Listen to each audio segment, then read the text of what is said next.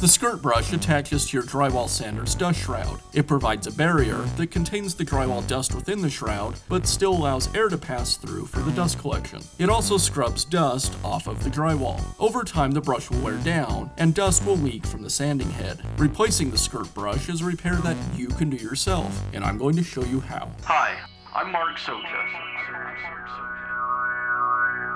Do-it-yourself repairs like these are easier than you might think.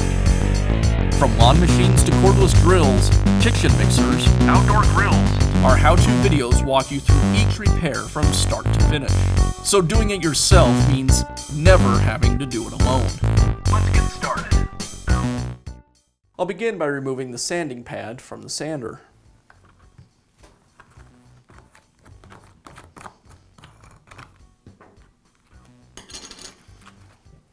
Now remove the series of screws that secure the brush skirt.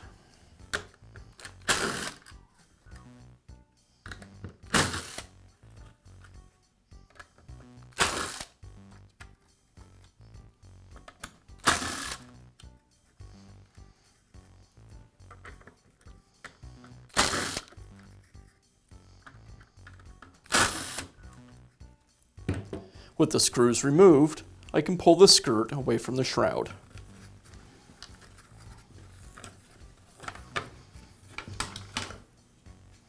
Now I can install the new skirt.